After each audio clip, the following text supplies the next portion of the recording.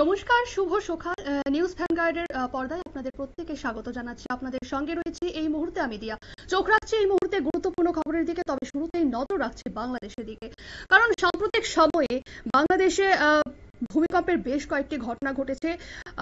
এর আগে অর্থাৎ গতকাল শুক্রবার সকালেও একটি শক্তিশালী ভূমিকম্প আঘাত হানে বাংলাদেশে, এবং সেই ভূমিকম্পের মাত্রা ছিল রিখটার স্কেলে 5.2।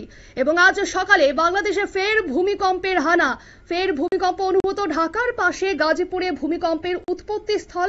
জানা গেছে রিখটার স্কেলে কম্পনের মাত্রা 3.3। এ নিয়ে জানবো বিস্তারিত। আমাদের সঙ্গে যুক্ত হয়ে গেছে প্রতিনিধি শেখ মনিরুল। মনিরুল, কি জানতে পারছো?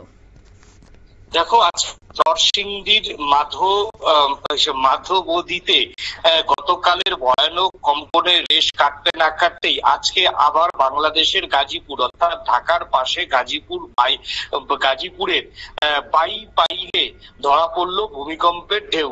আবহাওয়া দপ্তরের ভূমিকম্প পর্যবেক্ষণ ও গবেষণা কেন্দ্রের যন্ত্র ঠিক সকাল 10:36 মিনিট 12 ভূমিকম্পর যে কম্পন অনুভূত হয় তারা সেটা পর্যবেক্ষণ করে।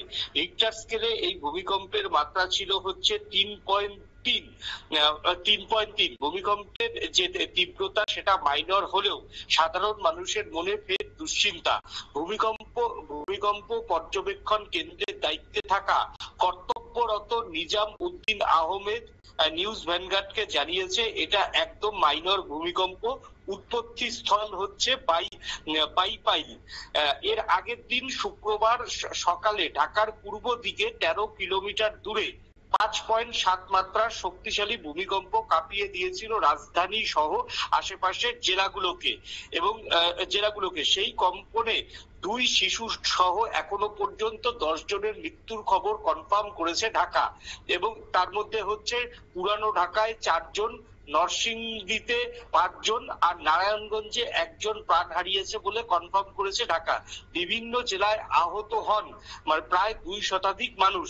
টান এই পরিস্থিতিতে চিন্তার ভাঁজ পড়েছে সকলের মুখে। এত ঘন ঘন কাঁপুনি কি কোনো বড় কিছুর ইঙ্গিত? তা নিয়ে কিন্তু ইতিমধ্যেই তোমার হচ্ছে বাংলাদেশে কিন্তু আতঙ্ক তৈরি হয়েছে, এবং সেই সঙ্গে আগরতলা সোনামুড়া সীমান্ত পর্যন্ত এখন একই প্রশ্ন ঘুরছে। কারণ গতকালও কিন্তু তোমার হচ্ছে ত্রিপুরার বিভিন্ন জায়গাতে কিন্তু ভূকম্পনে অনুভূত হয়। তবে আজকে সকালে এটাকে যারা বিজ্ঞানীরা তারা বলছেন এটা একটা আফটার শক। ভূমিকম্প তীব্রতা যখন বেশি থাকে তারপরে একটা দুটো আফটার শক আসতেই পারে।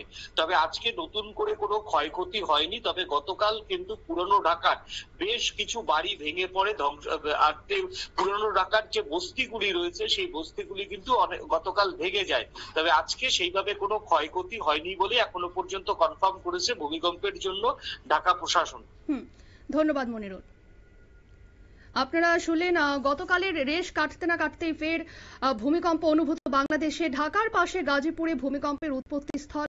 রিখটার স্কেলে কম্পনের মাত্রা 3.3, এবং এত ঘন ঘন ভূমিকম্পের ফলে কিন্তু সকলের মধ্যেই একটা আতঙ্ক ছড়িয়েছে। নিয়ে নিচ্ছে ছোট্ট একটি বিজ্ঞাপন বিরতি, সঙ্গে থাকুন।